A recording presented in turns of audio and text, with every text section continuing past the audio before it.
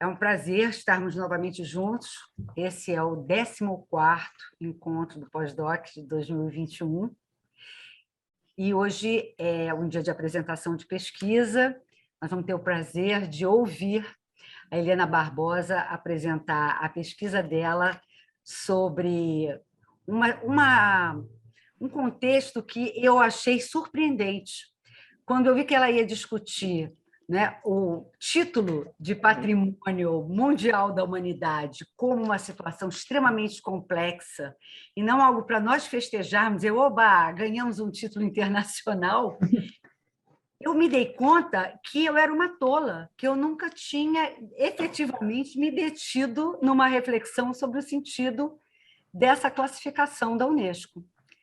E ela vai nos mostrar como eu, de fato, era uma tola e como muitos que festejam não se dão conta de como essa classificação, que vem de fora, né, vem do exterior, nós não controlamos os critérios, ninguém é consultado, ela vem como uma premiação aplaudida por todos, unanimemente, falo estou generalizando, claro, pela mídia, pelo menos, não é? E você não vê muitas contestações, e ela vai mostrar como isso implica, né, num embate, na verdade, né, de contradições, né? É uma arena de contradições em que você tem a população que mora nesses espaços e que não é ouvida, mas o espaço vai ser transformado a partir dessa categoria, esses poderes internacionais, o mercado, as relações de mercado, com o turismo, com, enfim, com todas as instâncias que dizem respeito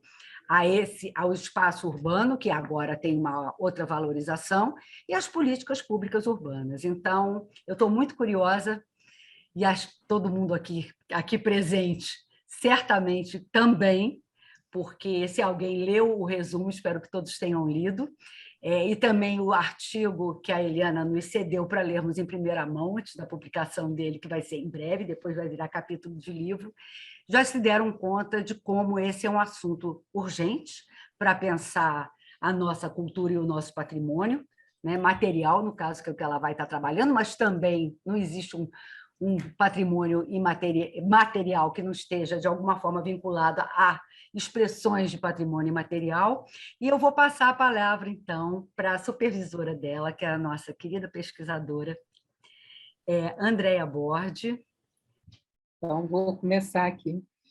Eu acho que a melhor pessoa para apresentar mesmo até a pesquisa dela é a Eliana. O que eu queria falar aqui um pouco é desse acompanhamento dessa pesquisa que foi sendo feita ao longo desse tempo e a questão que ela trouxe, né, e que foi tão instigante, né, de trabalhar a questão do habitar esses valores universais, né, porque fica sempre como, como a Eliana disse, né, ganhou a chancela de patrimônio da humanidade e tal, mas parece que é um patrimônio desabitado, né? Parece que fica à mercê de um tempo outro, que não é o tempo do habitar a cidade. E aí, Eliana, ela trouxe essa questão do habitar de uma maneira muito forte, articulando o que ela chama das macronarrativas, das micronarrativas, né?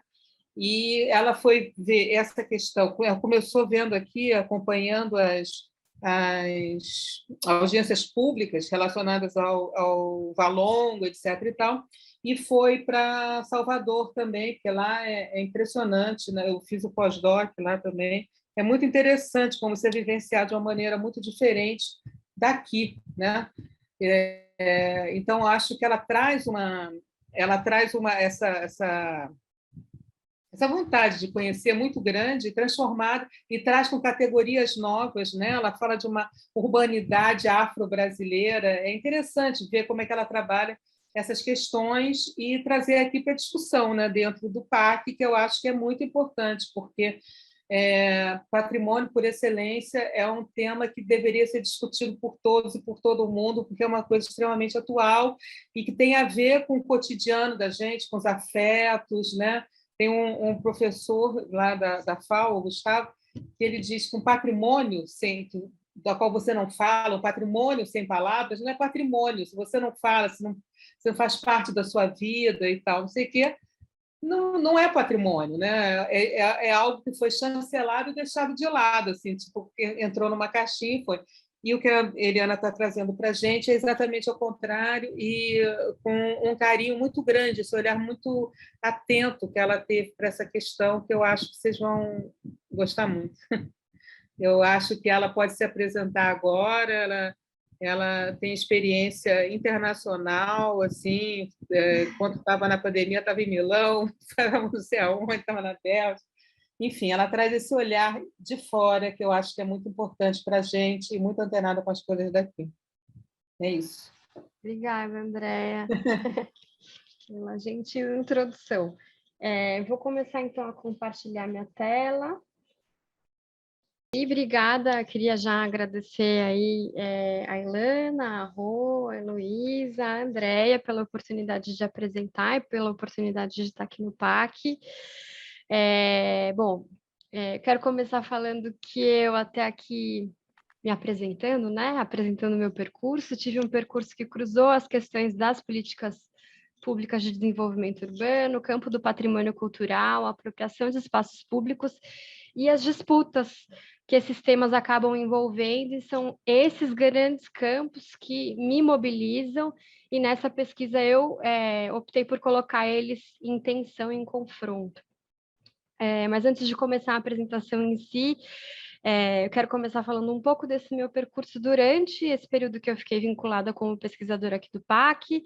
Eu iniciei no PAC no segundo semestre de 2019, depois de um período trabalhando como pesquisadora na Bélgica, que eu tive alocada ao mesmo tempo no urbanismo e na antropologia. Eu sou arquiteta urbanista de formação.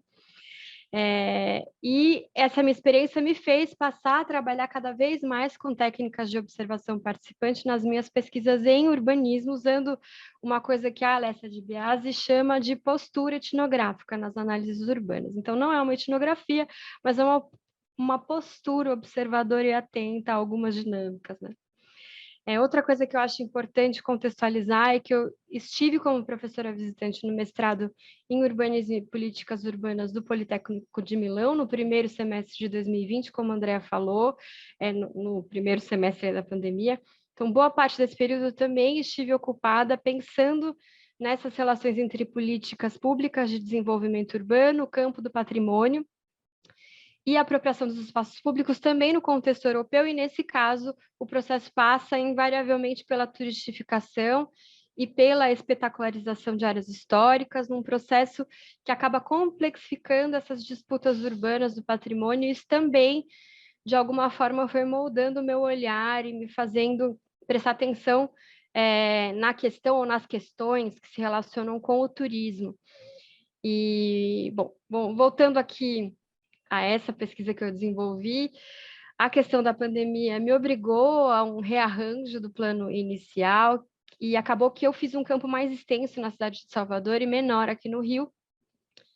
E a pandemia também me provocou uma adaptação nos meus métodos, então eu fiz primeiro um campo exploratório de 3 meses em 2018, estive fora do Brasil, como eu já expliquei, depois veio a pandemia, e essas coisas acabaram inviabilizando algumas coisas, mas também me fizeram olhar para outras coisas.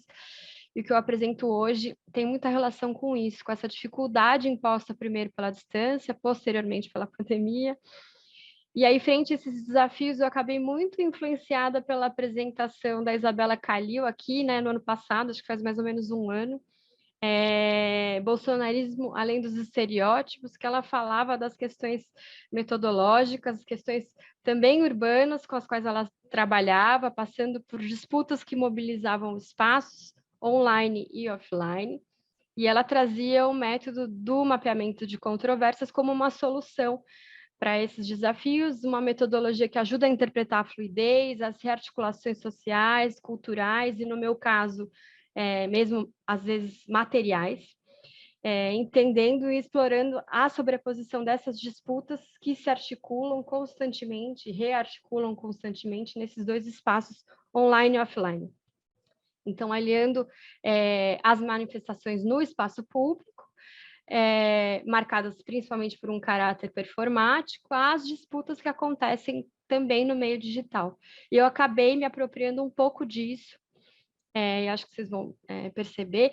E a última coisa que eu acho que eu preciso contextualizar é que, nesse meio tempo, eu acabei passando no concurso e hoje eu sou professora do Departamento de Urbanismo e Meio Ambiente da Faculdade de Arquitetura, aqui da UFRJ, e com essa perspectiva de poder continuar trabalhando com o caso do Rio por mais tempo, já que agora eu moro aqui, eu vou elaborar com mais profundidade, nesse momento de síntese, o caso de Salvador.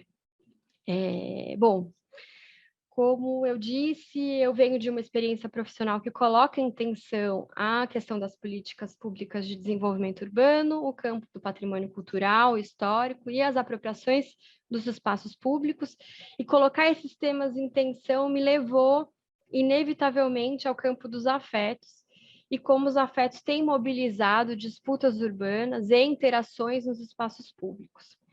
Esse projeto que eu apresento me fez trabalhar, então, com 2 estudos de caso, escolhidos por serem classificados como patrimônio mundial, com a chancela da Unesco, e apresentam o que aqui eu estou chamando de urbanidade afro-brasileira, urbanidade numa acepção que vai além do senso comum, que utiliza a urbanidade como sinônimo de civilidade. Então, uma urbanidade como algo que estrutura a experiência do mundo e do outro e toma forma de cidade, algo que se compõe de instâncias da realidade social e da realidade material, algo que se dá na relação entre as práticas e os espaços na cidade, e que depende de temporalidades, de sociabilidades compartilhadas, dos ritmos variados das práticas urbanas, de arranjos sociais coimplicados a práticas e formas de vidas, e é algo que resulta dessa ação entre humanos e não humanos, e se formula ou se traduz numa interação. Então, é movimento. Urbanidade, então, é algo que se manifesta nesse espaço urbano público, ou seja, na rua, e acaba se apresentando de diversas formas, e essa urbanidade de que eu trato, nesses casos, entendo ela como afro-brasileira porque envolve herança, memórias, ritos, práticas brasileiras que se relacionam com uma noção de ancestralidade. Os casos com que eu trabalhei foram, primeiro, o Centro Antigo de Salvador, que é o que eu vou apresentar aqui, principalmente, classificado em 1985 pelo seu conjunto edificado colonial renascentista do século XVI e pelas manifestações culturais sincréticas que ali ocorrem nesse espaço. E o segundo caso foi o Cais do Valongo, isso área envoltória, localizado aqui no centro do Rio, classificado pela Unesco em 2017. Em ambos esses casos, vem acontecendo nas últimas décadas uma especulação mercadológica pós-patrimonialização e vem aumentando as disputas em torno do patrimônio, além dessas áreas passarem também por outros processos de transformação induzidos pelo Estado, instrumentalizados pelo planejamento estratégico e mobilizados por grandes projetos urbanos baseados na noção de cidade-espetáculo e cidade-simulacro. Então, ambos esses casos passam também, hoje, por processos ambivalentes de gentrificação do patrimônio, com uma mobilização da economia da cultura, do turismo e de um crescimento na movimentação da vida noturna e da economia da festa. Esse processo, claro, freado pelas restrições da pandemia, mas não extinto, né? E a ideia nessa apresentação foi mostrar como eu organizo esses resultados em torno de um nexo entre espaço público, afeto, memória e patrimônio. E aí começo nesse nexo entre afeto, memória e patrimônio, trazendo uma primeira interpretação sobre memória, vinda de um historiador baiano chamado Washington Drummond, uma pessoa com quem eu venho tendo uma articulação desde que eu comecei a pesquisa. Bom, em determinado momento desse campo, meu em Salvador, Washington relatou uma experiência levando um colega estrangeiro no Pelourinho. Eu acho que todo mundo sabe, mas na dúvida eu vou explicar. O Pelourinho é o nome dado ao espaço na cidade em que os africanos escravizados eram publicamente castigados. E aí o Washington levou esse colega estrangeiro e o colega gringo vindo de um contexto em que espaços de memória sensível são espaços que pedem decoro, que pedem introspecção. Olhou para o Pelourinho e para o Pelourinho contemporâneo com um certo assombro e falou: num lugar de dor, o que eles fazem? Eles dançam. E a partir dessa surpresa e desse assombro do estrangeiro, Washington começou a enveredar por questionar uma série de noções do campo do patrimônio, introduzindo uma noção de memória, que é uma memória exercitada, ligada à praxis, e para o Washington, nesses lugares, como Pelourinho e tantos outros nas nossas cidades. Nós não sobrevivemos, nós vivemos, nós não resistimos, nós agimos. Então, falar da memória ali para o Washington não é tratado de nostalgia, nem de dor, nem de introspecção, é falar de praxis, é o agir, é o presente, e é um presente em que estão ali todas as coisas, passado, presente e futuro, tudo ao mesmo tempo. E ainda seguindo aí nessa questão da praxis, eu também trago da Bahia a contribuição para o meu trabalho da Fabiana Dutra, que trata de uma noção de memória a partir da disciplina da dança, e abordando então a questão da memória como algo corporal, né? Uma memória que tem como finalidade a própria continuidade da vida, a memória muscular que nos permite respirar, por exemplo, respirar sem pensar, né? Mas também é uma memória que funciona como uma coreografia, algo que para ser recordada precisa ser executada e executada com o corpo. Então, é de novo uma memória que está no corpo, no músculo, que é resgatada quando esse músculo se move para fazer um movimento no espaço e que compõe essa coreografia, por exemplo. Esses dois olhares sobre a memória fazem referência explícita à prática e, no caso de sítios urbanos, à prática na cidade. E para discutir afeto e patrimônio, isso fica como pressuposto. Ao contrário dos meus colegas mais ortodoxos do patrimônio histórico, eu não quero falar do cais ou do casaril, no caso de Salvador, né? Enquanto só cais e casaril, enquanto pedra. Eu quero trabalhar com as práticas nesse cais e casaril e como essas práticas se relacionam com esse cais e com esse casaril, entendendo esses elementos como suporte, mas também como matéria vibrante, matéria portadora de uma agência própria, que, por sua vez, afeta as práticas, realimentando, então, esse processo da memória corporificada. Então, fica como pressuposto, e esse pressuposto me transporta para alguns campos, o campo dos afetos, na medida em que eles mobilizam essa praxis no espaço urbano, e o campo dos estudos diaspóricos, da transculturação, da herança da ancestralidade africana, e nesses casos, de uma cosmovisão afro-brasileira que define de forma bastante particular a agência das coisas, ou a agência dos corpos, como eu falei, né, há pouco. A agência das coisas e a experiência dos corpos está na base dessa noção de ancestralidade que mobiliza esses espaços. Em ambos esses casos, e devido ao contexto do patrimônio cultural colonial que eles representam, existem movimentos de resgate da história. Esse resgate passa por uma disputa, que é uma disputa, sim, de narrativas, mas também é uma disputa entre práticas, usos, performances nesses espaços, e todas mobilizadas pelos afetos, além de serem práticas, usos, performances que mobilizam espaços e objetos que em si também são actantes, né? Têm agência.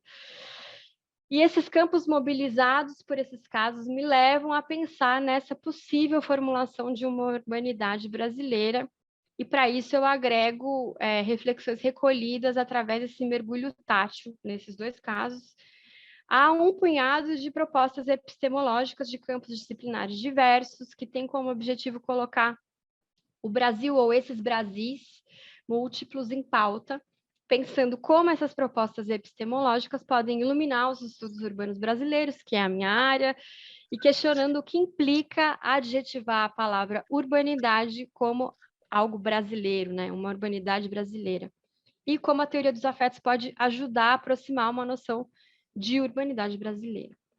Então, eu começo pelo campo dos afetos, em contraposição a o que eu estou chamando também de economia da experiência, partindo de alguns autores que tratam dessas configurações contemporâneas do espetáculo nas suas manifestações arquitetônicas e urbanas. Então, fazendo esse link da economia da experiência com o campo do urbanismo. Esses autores conceitualizam o que eu estou traduzindo aqui como paisagens da marca, que se apoiam em interatividade, incorporação sensual, procedimentos de individualização da experiência urbana nesses projetos urbanos. Experiência essa que ganha status de vida pública, tendo no espetáculo um ponto de entrada para o mundo da marca e dessa economia da experiência de traço neoliberal. Então, nessa perspectiva, a arquitetura e o urbanismo são mobilizados para dar forma à experiência do consumo, com espaços cívicos de marca, muitas vezes mobilizados para revitalizar centros decadentes, que no caso é o caso dos meus 2 estudos de caso. E nessa lógica, não só o espaço urbano é desenvolvido aliado à experiência de marca, como as próprias cidades cada vez mais se desenvolvem como marcas, na tentativa de se diferenciar nessa nova economia da experiência, em um contexto de competição global, que disputa investimentos de grandes corporações, que faz com que as cidades produzam oportunidades de recreação, entretenimento, mobilizando a cultura para atrair esses investimentos e tendo na arquitetura um atrativo para o turismo. E aí os afetos e a experiência do consumidor são moldados através desses elementos cenográficos e de simbolismos contidos por essas paisagens de marca, que tendem a borrar a diferença entre arquitetura marca, edifício e logotipo, identidade corporativa e espaço público, cívico, e tendem a promover um consumo turístico da cidade. Essa espetacularização do urbano é um novo tipo de fetichismo da forma e vem dessa crescente gestão empresarial do espaço, da injeção de capitais e fundos públicos que chegam na cidade perseguindo ganhos especulativos decorrentes desse efeito atração, com foco em ativar economias fragilizadas, atrair turistas e investidores, desencadear processos de valorização imobiliária, em um processo que se configura com um novo poder da economia política da cultura. E aí, falando nessa questão da cultura, para entender como o patrimônio cultural, e mais precisamente o patrimônio histórico arquitetônico, entra nessa linha da economia da experiência, eu recorro ao Padurai, no texto A Vida Social das Coisas, que eu acho que é um texto que particularmente é útil para discutir o nexo entre patrimônio histórico e cultural, com a questão do consumo e o turismo. E aí ele começa explorando esse nexo entre moda e nostalgia, nas relações de consumo, na tentativa de situar o consumo em múltiplas perspectivas temporais, relacionadas à história do consumo local, à periodicidade do consumo local e a processos de consumo local. E aí ele começa explorando a tensão entre um dilema, que é o dilema entre usar e desgastar, né? O uso e o desgaste, que é bastante útil também quando a gente trabalha o patrimônio arquitetônico. O uso, ou essa marca do uso, imbuída nos objetos, está relacionada com a questão das práticas incorporadas de manutenção e com a noção de pátina. Pátina é aquele aspecto envelhecido. Pátina também é uma noção muito útil quando a gente discute patrimônio arquitetônico. E pátina, o Apadurai define como o brilho da idade, algo que mostra a idade dos objetos. E no caso de objetos antigos, essa pátina é obtida principalmente pelo bem-sucedido gerenciamento do contexto social na valorização da idade das coisas. Então, essa parte do gerenciamento do contexto social na valorização da idade das coisas é muito importante, principalmente na questão do patrimônio. Então, nesse contexto de valorização da idade das coisas, a gestão do tempo é crítica, né? Essa exploração da pátina, porque é o que faz com que certas coisas evoquem nostalgia, já que esses objetos são lembretes da passagem do tempo. E esses objetos com pátina trazem status especial aos seus donos, estreitando sua relação com um modo de vida que já não está mais disponível, de novo a nostalgia. E aí hoje essa relação entre moda, consumo e pátina se dá principalmente do sentimento de nostalgia imputada em objetos pelo marketing, não necessariamente pela idade dos objetos, né? E aí, na lógica desse consumo de massas contemporânea, a nostalgia imputada em objetos se relaciona com a questão da efemeralidade. Eu tenho agora, não terei na sequência. Então, a efemeralidade da experiência. Então, moda e pátina se retroalimentam, se reforçam, contribuem para a comodificação do tempo e mobilizam o prazer dos sentidos como chave do consumo através da experiência estética da efemeralidade. Bom, esse processo presente é representado como se fosse passado, não necessariamente passado é valorizado, né? Transformando, então, de forma radical essa relação de rememoração, que tem muita relação com aquela memória tradicional, né? Não a memória que eu estou tentando trabalhar aqui. E aí essa tensão entre moda, nostalgia, envolvendo identidade, cultura e patrimônio, trata dessa mobilização deliberada e estratégica, muitas vezes até populista, da cultura material, ou seja, do construído, no caso desses patrimônios históricos edificados, justificando um viés culturalista na produção das cidades, levando à comodificação da cultura, comodificação do patrimônio nesse processo de produção das cidades. E daqui eu passo, então, dessa questão de uma discussão do consumo, da moda na nostalgia e da economia da experiência para a experiência da memória, que é o que eu tento trazer. E trato dessa experiência da memória com a noção de incorporação da Paula Jacques, em oposição à espetacularização urbana e aos projetos urbanos que, ao se apropriar da estética da efemeralidade, da nostalgia e da pátina, intervindo nessas áreas patrimonializadas, trazem um apaziguamento programático, retiram os habitantes originais, produzem uma esterilização da experiência, retirando a alteridade e pacificando esses espaços públicos. E essas oposições a esse espetáculo, que é o que essa experiência da memória traz, ela vem pelos desvios, vem através das errâncias, de vivências em ritmos lentos, nas margens desse espetáculo urbano pacificado. Dentre as dinâmicas processuais que são comuns a essas diferentes modalidades de errâncias, se destaca, então, essa noção de incorporação, que é a apreensão da cidade pela experiência corporal. Tem tudo a ver com aquela noção de memória que eu já trouxe, né? Então, a incorporação acontece quando se está perdido num movimento lento, numa ação imanente ligada à materialidade física, corporal, que inscreve no corpo o lugar e o lugar no corpo. Ela está vinculada a um itinerário, a um movimento e é operacionalizada pelas transições entre territorialização, desterritorialização e reterritorialização, noções aí de Deleuze e Guattari, lá de Mil Platôs. E na desterritorialização é que se dá a incorporação, essa experiência em que o corpo e a cidade se configuram mutuamente em coimplicação contínua. Então, a cidade, assim, sobrevive e resiste à espetacularização no próprio corpo de quem a pratica, configurando uma forma muito particular de memória e afeto ligada àquelas noções de memória que eu já abordei, né? Então, trabalhar com incorporação nos leva a um foco nessas táticas e nas ações e nas experiências corporais e mnemônicas, então também relacionadas a memórias, dos percursos que possibilitam compreensões qualitativas, subjetivas, sensíveis na cidade e da cidade, em que práticas e ações mobilizam desejos, sensações e se movem para a construção das subjetividades.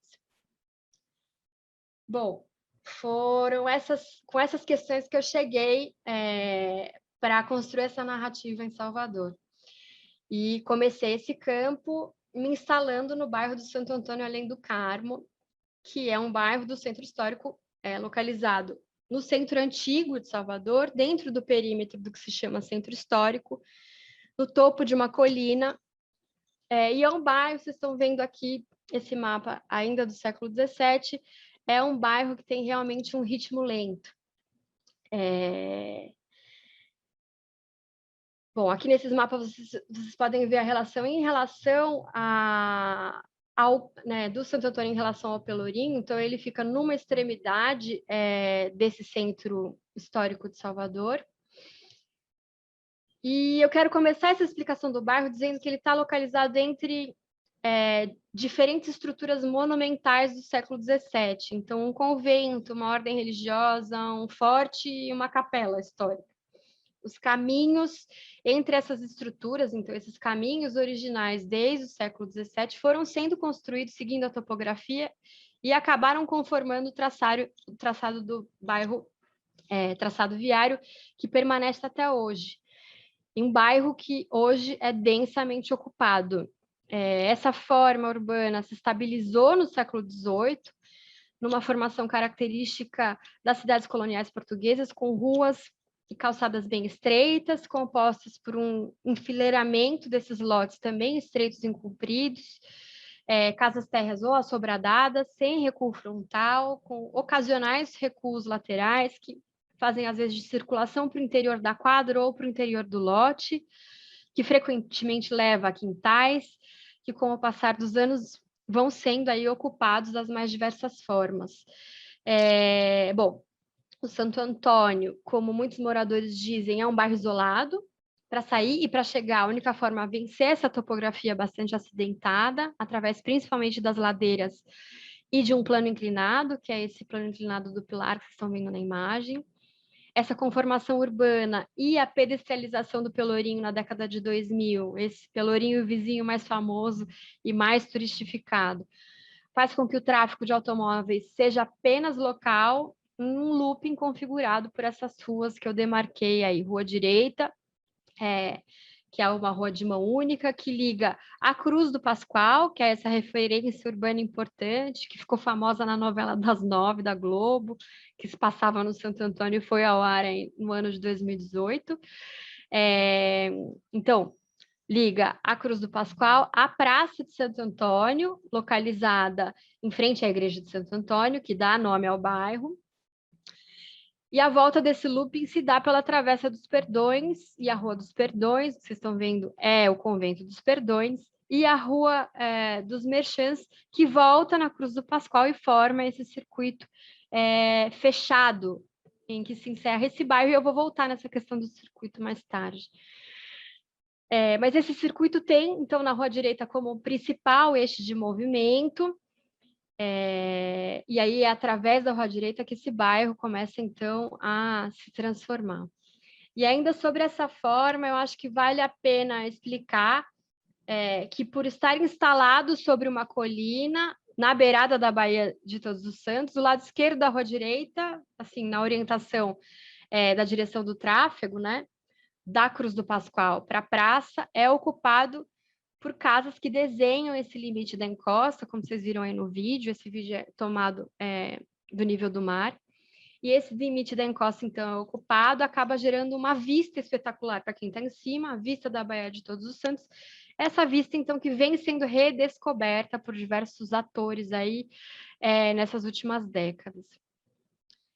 Bom, durante o meu campo, eu decidi, então, acompanhar o movimento, para usar a frase de uma das minhas interlocutoras, que me disse sentada aí na porta da casa dela, numa quinta-feira à noite, na Rua Direita. E eu fui seguindo esse movimento, acompanhando um movimento grande, um movimento pequeno. E nesse seguir o movimento, eu segui esses fluxos, mas também identificava paradas. E nesse seguir e acompanhar o movimento, eu vi, então, um cotidiano de muitas pequenas reformas, muitíssimas ruínas, muitos homens em volta de bares durante os dias, e um fluxo de outra ordem, com outros personagens durante as noites. E eu fui acompanhando e entrando nesse movimento, atenta a essas controvérsias e a essas disputas entre, primeiro, o cotidiano e a espetacularização. Então, entre as dinâmicas do bairro, a vacância e o capital imobiliário especulativo. Segundo, o cotidiano e a gentrificação, então, as disputas entre os novos e os antigos moradores. E, por último, o cotidiano e essa boemia, observando esses conflitos que aparecem com o desenvolvimento da indústria do entretenimento e o desenvolvimento adicionando fluxos a esse movimento lento do bairro. E aí, voltando à questão metodológica, essa foi minha primeira inserção em campo de um planejamento de muitas. Por isso, eu não estabeleci um protocolo a priori para essas observações, foram errâncias, e eu acho que é por isso que o trabalho da Paola, para mim, é tão relevante nessa interpretação, né, que eu fiz a posteriori. Eu fui sendo levada por esses interlocutores e pelo movimento do bairro, e aí, com a indisponibilidade da volta periódica a esse campo, ficou o desafio de construir uma narrativa a partir desse campo e dessa experiência errática. E aqui eu quero, então, começar a defender o Santo Antônio como o bairro do movimento lento, fazendo aqui uma referência breve aos homens lentos do Milton Santos, aliados a espaços opacos em oposição a espaços luminosos, que são esses espaços espetaculares. E, além disso, defender que a agência da forma urbana e, de um modo bastante particular, o exercício da memória, ou eu podia dizer aqui, a agência da pátina, faz com que essa urbanidade lenta do Santo Antônio sobreviva a essas tensões constantes entre transformação e permanência. Tensões essas que vêm sendo sentidas nesses últimos anos, desde o tombamento, mas com muito mais intensidade na última década. Bom, eu mencionei aqui o Pelourinho várias vezes e digo que é o vizinho mais famoso porque a vida em Santo Antônio vem se dando sempre em oposição a essas dinâmicas de turistificação e gentrificação promovidas pelo Estado, que aconteceram no Pelourinho historicamente desde a década de 90, através desse processo de patrimonialização. Esse à direita é um mapa turístico do Centro Histórico de Salvador, que parte, né, do Convento do Carmo, vocês estão vendo aqui embaixo, e ignora todo o bairro de Santo Antônio, como se ele não fizesse parte, e isso, na verdade, todos os moradores trazem como um grande benefício. O Santo Antônio, desde a década de 90, resistiu em oposição a essas dinâmicas de turistificação, e essa oposição entre um espaço urbano e outro, apesar da proximidade, foi sentido em todo momento durante o campo, com essas frases aqui, tem várias, eu elenquei algumas, mas, por exemplo, o ACM recuperou o Pelourinho tão mal, sem a mínima sensibilidade, seguida no Santo Antônio ninguém lembrou de mexer, porque não era um bairro interessante, tinha muitos residentes. Então, isso é uma coisa, essa oposição entre um e outro é uma coisa constante. E essas oposições são feitas tanto por moradores mais recentes, quanto por moradores mais antigos. E, a partir daqui, eu quero usar umas chaves de leitura para o que eu comecei a ver em campo, que é uma chave interpretativa baseada em epistemologias não hegemônicas, um punhado de propostas epistemológicas de campos disciplinares diversos, que tem como objetivo colocar esses Brasis múltiplos em pauta nesse exercício de interpretar esse urbano.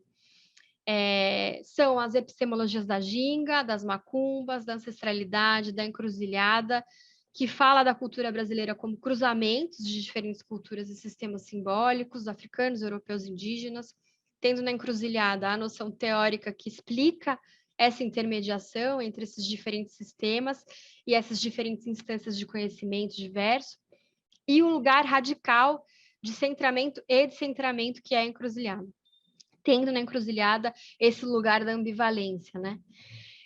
E, por fim, aliada a essas epistemologias, a formulação de uma filosofia popular brasileira, tão bem defendida pelo Rafael Doc Lobo, que foca especificamente na noção de brasilidade, ou de brasilidades, sempre no plural, sempre de muitos sotaques, mas sempre também reconhecida em oposição a epistemologias, modos de ser e modos de saber hegemônicos.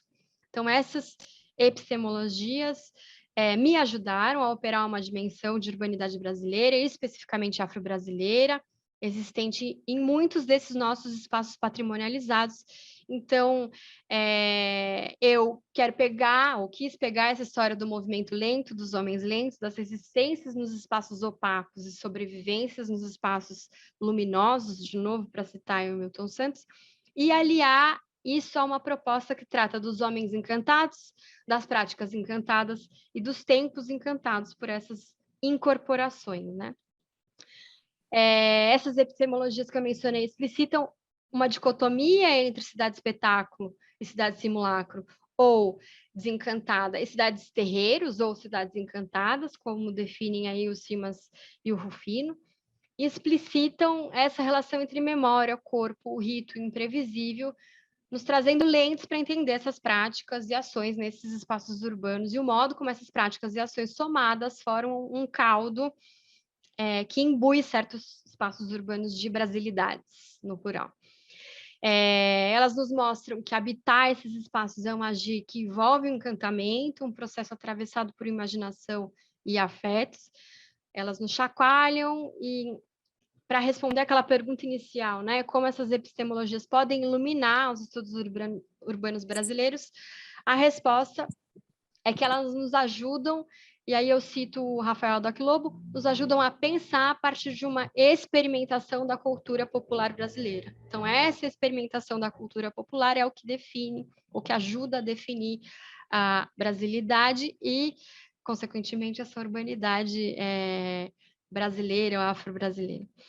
Essas epistemologias são, então, um convite a esse mergulho tátil, a experiência, ao mergulho tátil na rua, no urbano, nos tornando abertos a essas experiências múltiplas, essas brasilidades trazidas ou carregadas pelos corpos que praticam esses espaços, corpos esses que são suportes de memória. Como disse o Simas e o Rufino, a Leda Martins, o Washington Drummond, para ficar aqui nos que eu já citei, entre tantos outros. Então, essas brasilidades se ligam com a epistemologia da ancestralidade através da noção de permanência, entendendo permanência como a existência em um contínuo, que é perpetuada por dinâmicas de espacialização da memória, ou seja, ritos no espaço. E essas práticas de encantamento transformam a cidade em terreiro. Então, terreirizar, que é uma categoria do Simas, é modificar o espaço através de uma praxis mobilizada por imaginação, memória e afeto. E aí, para exemplificar, eu vou contar uma história, um caso, mostrar uma das minhas observações em campo. Então, em Salvador, eu cheguei e aluguei essa casinha histórica no bairro de Santo Antônio e fiquei nela as minhas primeiras semanas. E numa das minhas primeiras manhãs, eu fui acordada por um barulho de batuque. Imaginei que poderia ser um grupo boêmio, porque essa questão da boemia tem sido muito forte aí no bairro, que se estendeu noite adentro e amanheceu na rua. E eu abri a janela da casinha e me deparei com essa cena. Eu vou parar aqui a apresentação e abrir o vídeo. Vocês me falem se o vídeo vai aparecer. O som não é tão importante, mas me falem. Vocês ouvem? Ouvindo, não. A gente está só... Não? Eu estou vendo. Não sei se alguém está ouvindo. Vão ter que confiar em mim, então. Já que vocês não estão ouvindo, eu vou continuar falando. Bom, esse vídeo eu trago porque eu penso que ele exemplifica muito o que é uma imersão. Acho que alguém está com o microfone aberto. O que é essa imersão nos campos desses lugares encantados. Esse é um grupo de caminhada e exercício para idosos, organizado pelo Postinho do Bairro. O grupo vem acompanhado de um percussionista, funcionário do próprio Postinho. Ele é voluntário. Um instrutor guia a turma pelas ruas do Santo Antônio, que sai do posto de saúde às 7h30 da manhã e faz um percurso, aquele circuito pelo bairro, chegando então no Largo da Igreja, aquele que eu já mostrei. É um ritual que acontece 3 vezes por semana, segunda, quarta e sexta. A música, ritmada pela percussão, é um chamado para botar o corpo na rua. É com esse chamado que esse grupo de idosos avisa que está passando e vai coletando novos adeptos a essa prática urbana. Essa prática é uma de muitas que acontece nesses espaços, práticas que exemplificam essa produção de significado pelos hábitos, pelas sociabilidades, pela performance, pelas ações que se fazem em comunidade no espaço da rua, tendo a rua como categoria espacial que pulsa. Eu vou voltar lá para a apresentação.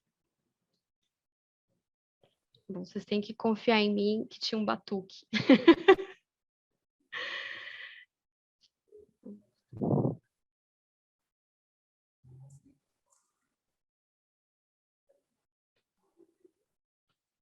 Pelourinho não tem nada.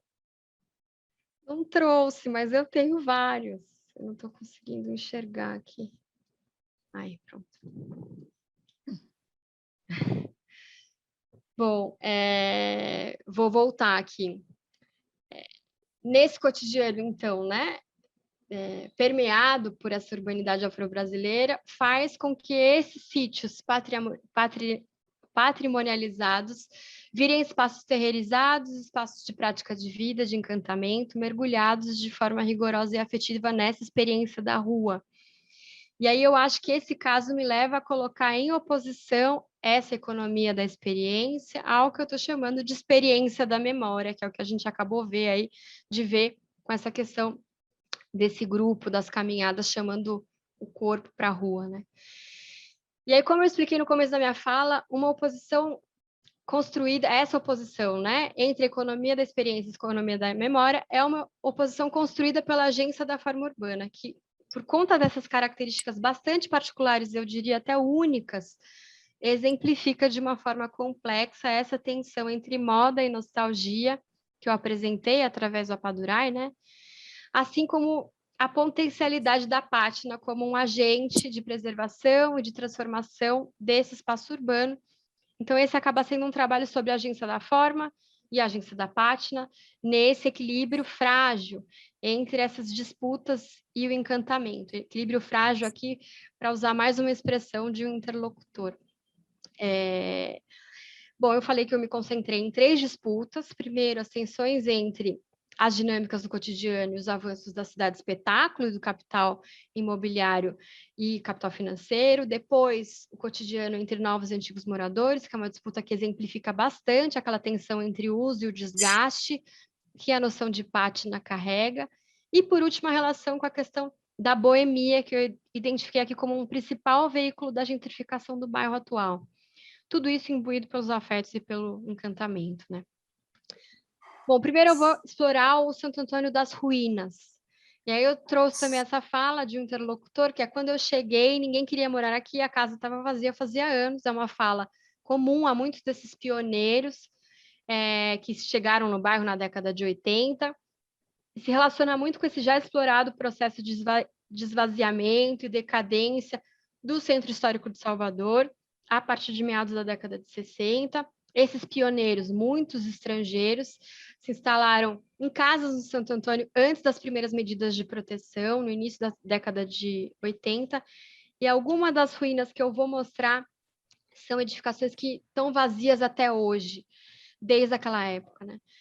O Santo Antônio é um bairro que tem proteção tripla, local, federal e mundial, proteção que procura preservar essa ambiência, a fachada e a volumetria do conjunto das casas são protegidas, como uma representação do urbanismo colonial português. A encosta é protegida como uma demarcação da característica original do sítio.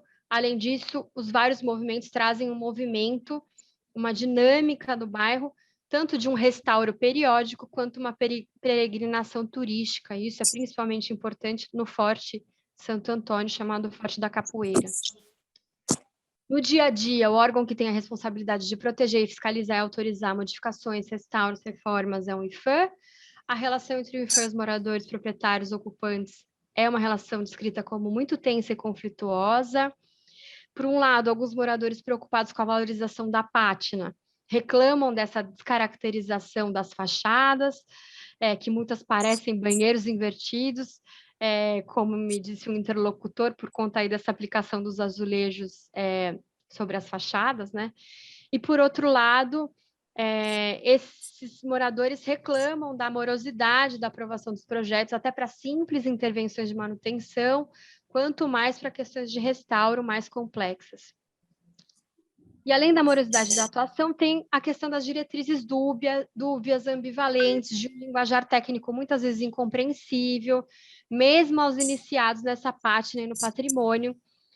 E do lado do IFAM, se argumenta que o órgão tem centenas de projetos por ano, com pedidos sobre o centro histórico inteiro, que vão desde intervenções de restauros complexos até a permissão para realizar eventos ou colocação de placas, tudo isso sem uma normativa de critérios para intervenção. Portanto, todos os casos são analisados um a um, caso a caso.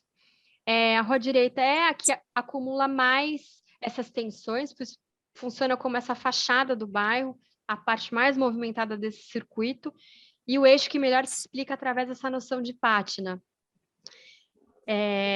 O restante das ruas tem edificações mais transformadas e não sofre tanta pressão de permanência dessa ambiência do que esse eixo da rua direita. E aí, essa tensão acaba, então, por manter um equilíbrio sempre um equilíbrio muito frágil entre as ruínas, as edificações restauradas e os novos e antigos usos do bairro, tendo nessa vacância e a existência dessas ruínas algo que se mobiliza constantemente pelos diferentes grupos e pelos diferentes agentes. Então, aqui esse mapa foi realizado como parte de um plano de renovação do Centro Histórico em 2014, mapeando essa vacância com um projeto de expropriação desses imóveis através de um fundo imobiliário. Isso não foi para frente, mas mostra essa tensão e essa disputa por esses espaços e por essas ruínas. E essa disputa é sempre marcada por histórias míticas. Eu vou contar aqui a história da herdeira do grupo do Iguatemi. Por volta de 2006, uma herdeira do grupo Iguatemi visitou Santo Antônio, maravilhada, decidiu que queria transformar o Santo Antônio na Montmartre soteropolitana. E aí, para quem não conhece, Montmartre é um bairro boêmio artístico em Paris, que tem uma relação também com a topografia, a Igreja Art Deco fica no topo da colina, então tem essa questão do percurso pelas ladeiras, em meio a cafés, etc. E tudo isso atraindo, né, os artistas, o design, e, consequentemente, os turistas. Então, essa herdeira, e aqui eu ressalto essa palavra herdeira, porque ela foi repetida por vários interlocutores, não era uma empresária que fez um negócio, comprou uns imóveis, mas uma herdeira. Então, essa herdeira comprou 35 casas, esse número também varia, 35, 50, todas na Rua Direita, com esse objetivo de fazer um shopping a céu aberto. Com um projeto encomendado de um arquiteto de Londres, e, portanto, né, um arquiteto parte dessa questão da economia da marca, e aí muitos dos moradores antigos acabaram vendendo com uma perspectiva de se mudar para bairros com mais infraestrutura, mas figuras da comunidade foram contra essa ideia da transformação do padrão do comércio, principalmente, era uma preocupação, assim como outras preocupações de ordem mais prática, como estacionamento, e aí várias também situações engraçadíssimas. Quem compra Louis Vuitton chega de carro, onde ela acha que ela vai colocar os carros, enfim. E aí tem muito essa fala de que o Santo Antônio não comporta esse estilo de vida, também é uma coisa muito recorrente. E aí, por fim, com a morosidade da aprovação do projeto e o movimento lento do Santo Antônio, avesso aos carros, esse movimento lento espantou o capital imobiliário, e dizem que a herdeira engravidou e se mudou para Paris, deixando aí uma sequência de casas vazias para trás, essas casas, muitas ainda vazias, muitas à venda, e algumas foram, inclusive, recebendo aí novos fluxos mais estrangeiros. Bom, agora eu quero falar de moda, e aí o Santo Antônio da moda, do circuito, da programação, do calendário dos eventos. Para começar, eu trago essa citação muito curiosa, que também de um interlocutor do Santo Antônio, se referindo a essa movimentação aí da novela. Todo dia tem alguém tirando foto, tem alguém fazendo ensaio e tal, e a gente está chamando de Projeca. O Projeca é aqui no Santo Antônio. E aí não dá para saber quem veio primeiro, a herdeira, o incremento do turismo, a boemia, mas é fato que nesses primeiros anos da década de 2000, o Santo Antônio começou a ser iluminado, de novo, para pegar a metáfora do Milton Santos, iluminado pontualmente por iniciativas e projetos voltados para o turismo e o lazer, mobilizando o que aqui eu chamo de economia da experiência. Em 2005, o Convento do Carmo, que já era um hotel, desde a década de 70, foi comprado e restaurado pelo Grupo Pestana. Isso gerou aí muita movimentação da mídia. Não coincidentemente, o café chamado Café Lier, que já existia no Pelourinho, foi fechado no Pelourinho e foi inaugurado quase em frente o Pestana, na Rua do Carmo.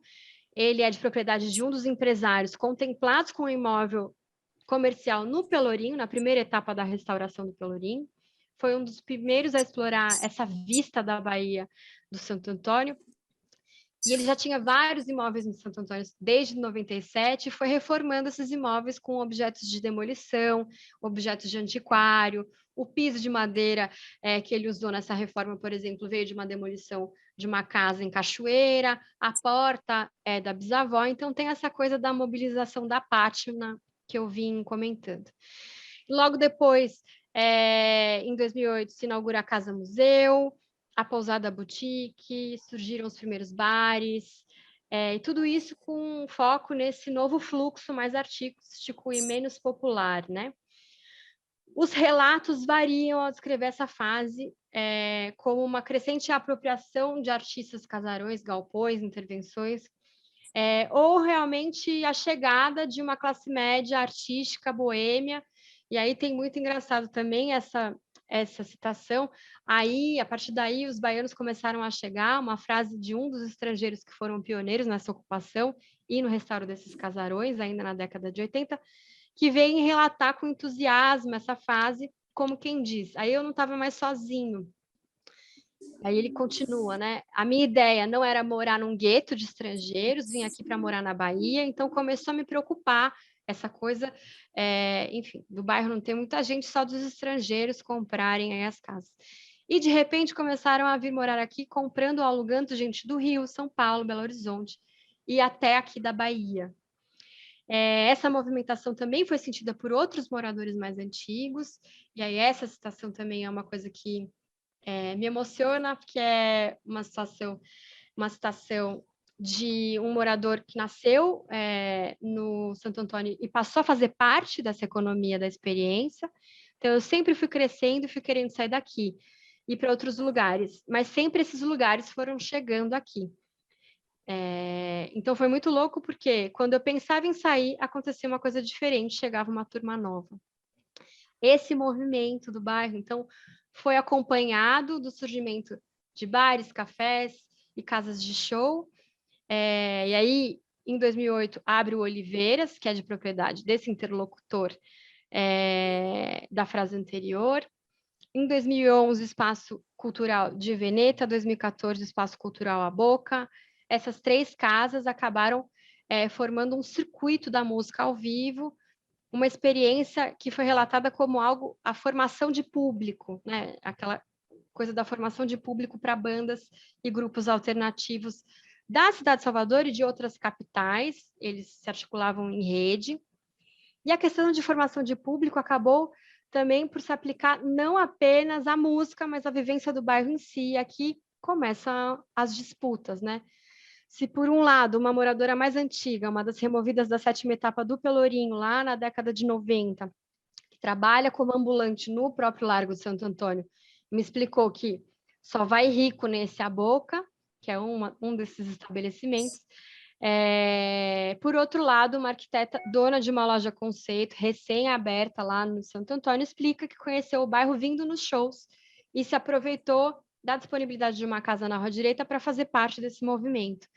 E é muito curioso que, dentre essas pessoas que foram chegando e se instalando como parte dessa formação de público do bairro, é constante a fala de que eles estão vendo como é a casa ou sentindo como é a casa, numa relação do habitat muito permeada por essa noção de pátina e de práticas incorporadas e de manutenção e desse manejo semiótico desse contexto social no qual a pátina faz parte e esse contexto social do qual ela produz, né?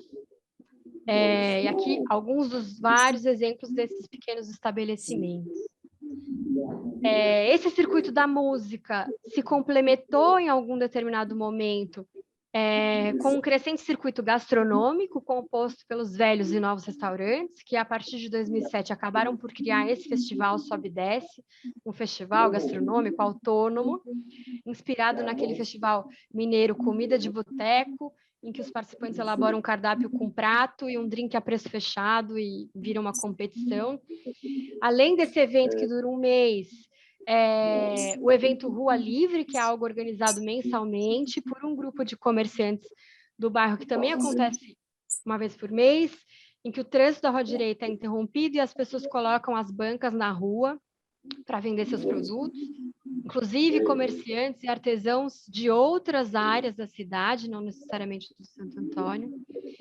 E aliado a esse circuito da boemia que foi se instaurando no Santo Antônio, se estabeleceu também um muito improvável calendário de festas seculares na paróquia de Santo Antônio. E essas festas foram se expandindo para outros espaços. Tudo começou quando os moradores do bairro, num conjunto que agrega antigos e novos, criaram o bloco de carnaval de hoje a 8. Já mostrei uma foto aqui na apresentação. Esse bloco desfila desde 2011, no pré-carnaval, e essa criação do bloco fez parte de uma iniciativa de produzir carnaval autônomo, um carnaval local, de curtir o carnaval no bairro, fora do circuito tradicional, turístico, Barra Ondina Centro. Inclusive, a Mãe Marta de Ançã, do terreiro do bairro, que é localizado numa daquelas ruas menos importantes do bairro, vamos dizer assim, menos vistas do bairro, paralela à Rua Direita, faz todo ano um trabalho de limpeza para o bloco sair. A Pombagira, que é a entidade que ela incorpora, sai todo ano com o bloco. E isso acontece sendo um bloco de amigos. Tem a questão do financiamento, então é um grupo de amigos, e a solução foi começar a realizar essas festas no fundo da igreja de Santo Antônio. E aí também vou trazer outra citação de um interlocutor que falou: eu era da igreja, eu era coroinha da igreja, sempre morei aqui, e aí tinha uma relação boa com o padre. A gente pediu um dia para fazer a festa e ele aceitou. E aí ele me conta, falando então que esse espaço, que era um pátio antigamente usado para casamentos, passou a abrigar festas que o grupo organizava para arrecadar dinheiro para sair no carnaval, animadas por um grupo local de samba, Botequim, um grupo do bairro, que costumava fazer uma roda de samba do lado da igreja. Só que esse espaço tem capacidade de 800 pessoas e acabou ganhando notoriedade, a banda acabou ganhando notoriedade, começou a organizar as festas de forma autônoma própria, sem estar relacionado ao bloco. E depois disso, outros grupos também começaram a chegar. E a programação do espaço da igreja acontecia até a pandemia começar, com uma variedade dessas festas que foram se espalhando aí para outros espaços. E aí, a partir daqui, a questão das festas... Liliana, vou te pedir um minutinho, só um segundo, tá. Desculpa, porque eu não quero perder sua fala. Alguém, Imagina. que é o Lúcio, você podia fechar seu microfone, por favor? Porque o som está entrando aqui e se misturando com a fala da Liliana. Eu sei que deve ter sido uma distração, por favor. Liliana, você sabe fechar o microfone do Lúcio? Porque você está como co-anfitriã também. Eu não sei. Não. Quem pode fechar, acho que é a Estela. Já fechou. Muito obrigada, Lúcia. Eu sei que foi uma distração, não tem problema. Corrigimos já. Bom, continuando, prometo que eu estou terminando, eu sei que eu já me estendi. Bom, a partir aí dessa questão das festas, e essas festas que se espalharam, né, a partir do Largo da Igreja e do Pátio da Igreja para o bairro todo, esses conflitos entre esses antigos e novos fluxos, entre antigos e novos movimentos, começou a se instaurar, e essas placas nas fachadas dos casarões começaram a aparecer, explicitando, de um lado, apoio ou repúdio a essa boemia, né? Queremos a vida e a arte, aqui é um bairro boêmio, e Trapiche, queremos dormir. Trapiche é essa ruína que eu vou mostrar aqui na sequência, que é uma ruína que passou a ser mobilizada a partir desse acontecimento das festas no pátio da igreja. E aí encerro essa discussão das festas com essa questão dos artistas que vieram aí no começo dos anos 2010, que passaram a perceber que seria um bairro também habitado pela boemia, e não era bem isso que eles queriam, e houve também uma ruptura dentro da boemia que se instalou no bairro. Bom, caminhando aqui para o fim, essa movimentação do bloco chegou no ápice em 2018, não coincidentemente, 2018, ano da novela, quando os relatos contam que mais de 10 mil pessoas foram para o bairro, e deu a origem a mais uma dessas histórias míticas do Santo Antônio, que é a história do Mar de Heineken. Então, esse carnaval foi marcado pela imagem do Mar de Heineken no dia seguinte da saída do bloco de Hoje à 8, que é esse bloco que vocês estão vendo aqui. Um morador estrangeiro, funcionário da pousada, de uma dessas pousadas boutique, um dos muitos que me contaram essa história do mar de garrafa long neck vazia, que invadiu as ruas do Santo Antônio, levando quase que 3 dias para serem retiradas. Esse período aí de 3 dias também varia nos relatos. Quando eu perguntei, mas por que mar de Heineken? Ele me respondeu muito num tom de deboche. Você acha que estudante da UFBA toma Skol? E aí, bom, o bloco ensaiando um patrocínio da marca da cerveja, então marca de novo para os ambulantes durante o acontecimento do bloco, e uma relação muito conturbada com a prefeitura para a estrutura de limpeza, integrando pela primeira vez o carnaval ao circuito oficial.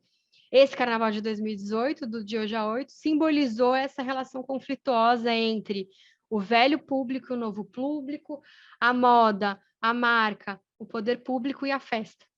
E aí eu encerro aqui com essas imagens do bloco de hoje a 8, no Santo Antônio. Eu poderia continuar, pois eu tenho milhares de histórias do Santo Antônio, várias imagens essas compostas por esses personagens humanos e não humanos, que me ajudam nessa tarefa de explicar tanto a agência da forma quanto a agência da pátina nesses locais patrimonializados. E aí, a agência da forma e a agência da pátina envolvidas de uma forma bastante ambivalente na construção dessa urbanidade afro-brasileira, porque não é à toa que o que dinamizou a programação das festas foi a roda de samba, não é à toa que a Pombagira desfila no bloco, não é à toa que o bloco faz festa no pátio da igreja, e nem que o principal trecho desse circuito de Santo Antônio começa numa encruzilhada, que é a Cruz do Pascoal, e termina no Forte da Capoeira. Eu comecei essa pesquisa com o intuito de investigar as disputas que envolviam as políticas de patrimônio, as políticas de desenvolvimento urbano, as resistências e permanências e as apropriações desses espaços públicos no cotidiano de áreas patrimonializadas. E porque eu fui seguindo o movimento, fui sendo atravessada por essa urbanidade ambivalente que manipula esses diferentes tempos, presente, passado, futuro, nesse equilíbrio sempre frágil entre dinâmicas de várias ordens. Então, a agência, dessa forma urbana, estruturada de um modo único ao agregar patrimônio cultural, material e imaterial, subverte essa lógica dos espaços públicos e privados, a lógica dos espaços opacos e espaços iluminados. Eu vou terminando, eu não sei se eu tenho muitas conclusões, mas meu principal objetivo com essa pesquisa era mesmo testar métodos interdisciplinares, ensaiar um diálogo metodológico entre urbanismo e antropologia. E nesse ensaio metodológico eu fui arrebatada, e aí arrebatada, vou citar aqui a Margarete Pereira, que é uma professora muito querida do ProURB, fui arrebatada por esse sentimento do mundo feito corpo, que é o que chamamos de experiência. Que é uma frase que eu acho que resume tão bem esse campo de vivências, em que eu fui coletando essas imagens formadas por pessoas, por histórias, por notas, por rabiscos, por imagens, como imagem de pensamento benjaminiana, que não estão para a criação de uma narrativa linear, mas que guardam em si, em cada uma potência e uma verdade sobre essa urbanidade. E aí, último slide, prometo, eu encerro dedicando essa apresentação a um dos meus interlocutores, que é também vítima da pandemia. O Flávio era filho de artesãos, do coro do Santo Antônio, coroinha da Igreja de Santo Antônio, designer gráfico, dono de estamparia, gestor cultural, dono de boteco, patrono de bloco de carnaval, frequentador das rodas de samba e da encruzilhada da Cruz do Pascoal. E eu quero terminar com uma frase dele, que fala muito sobre essas diferentes memórias e corpos do Santo Antônio, né? É muito doido que a galera que vem aqui fala assim, nossa, Santo Antônio, os artistas revitalizando, mas nunca teve, nunca foi um bairro abandonado, sempre foi vivo, nunca foi um bairro não visto na cidade, é um bairro do centro. Agora, as outras pessoas que não frequentam o centro não conhecem. E tem isso como uma grande novidade, mas ele já foi muito vivido por outras famílias, por outros grupos, por outros artistas, enfim, não artistas contemporâneos, mas outros artistas que também eram contemporâneos, cada um na sua época. E aí é isso, vou terminar por aqui. Agradeço a todos pela oportunidade e vou agora olhar, né, as perguntas, se tiver alguma, parar de compartilhar. Eu vou tomar a palavra só para te dar os parabéns antes das perguntas, porque a sua pesquisa é uma delícia. Uma maravilha, extremamente bem apresentada e um exemplo do que é uma pesquisa, de fato, realizada no contexto de estudos culturais, multidisciplinar, com saberes diferentes campos e muito bem articulados. Então, é uma alegria mesmo a gente ter essa apresentação aqui hoje. E eu só queria deve ter várias perguntas e vários comentários. Estou olhando para o Júlio ali. Júlio deve ter vários comentários com essa questão dessas tradições todas que estão envolvidas ali. Mas eu queria lembrar um comentário que a Andrea estava fazendo. Ela retomou isso um pouquinho quando ela falou da sua pesquisa, que na verdade, uma disputa sobre construções do tempo, né? Qual é o tempo que prevalece, qual é a memória que se preserva e como é que essa memória que se preserva impede a criação de novas memórias do tempo presente e como é que essas coisas se articulam e debatem e como é que essa classificação, essa chancela vem de uma noção de tempo que não é a noção de tempo das pessoas do local também. Então, você tem uma temporalidade em debate ali que eu achei uma coisa muito impressionante. Agora, eu queria só lembrar, porque você estava falando, desculpem eu estar tomando a palavra primeiro, mas é irresistível, porque eu, quando fui a Cuba, isso já faz muito tempo atrás, e havia uma crítica feita ao que o governo de Cuba tinha feito com a Havana Vieja, que é o bairro velho e tradicional de Havana. Tinham tirado os moradores, colocado em casas provisórias, restaurado o casario e a população morar e usar como antes usava, como moradia. E o que aconteceu algum tempo depois? Acabou. O restauro tinha ido para outro lugar. Não é que tinha acabado, ele tinha sido vivido, as pessoas tinham usado da maneira como usavam no seu cotidiano, e, portanto, mas como eles devolvem para o uso da população como moradia? Isso aqui devia ser uma outra coisa. Eu acho que esse é um exemplo muito interessante para comparar com a questão do bairro de Santo Antônio, não é? Porque é exatamente isso. Houve esse debate com o Pelourinho também, não houve? Exato. Esse é um discurso muito comum. Tiradentes, não é? É isso. Esse é um discurso muito comum a essas intervenções em patrimônio.